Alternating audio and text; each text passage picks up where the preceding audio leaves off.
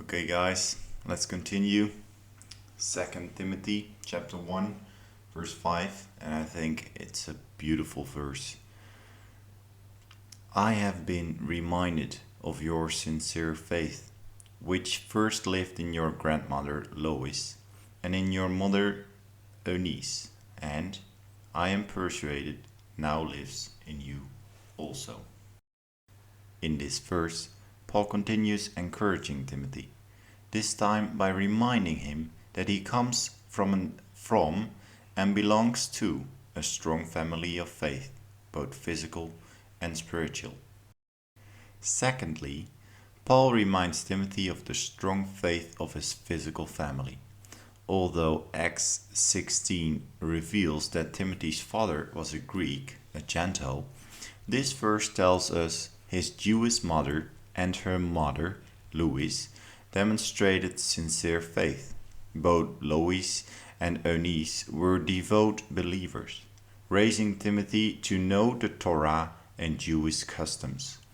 Undoubtedly, both Lois and Eunice had become Christians in Lystra during Paul's ministry there, so their influence on Timothy's spiritual development in the faith would have been enormous. And thirdly, this verse parallels verse 3, where Paul noted that his own faith was a continuation of that of his Jewish ancestors. In this verse, Timothy's faith is nurtured by his own Jewish ancestors. Paul and Timothy were therefore family, both as fellow Jews and as fellow believers in Christ. Although Timothy ministered in Ephesus, far from his home city of Lystra, his spiritual family continued to influence his walk with God, even as he influenced them by preaching and teaching the word. Brothers, this verse reinforces that we all have an important role to play in the spiritual development and growth of younger generations, both for our own flesh and blood and within the larger spiritual family. Discipleship, spiritual mentorship, counseling and teaching solid doctrine all contribute to building up newer believers, no matter what their age is.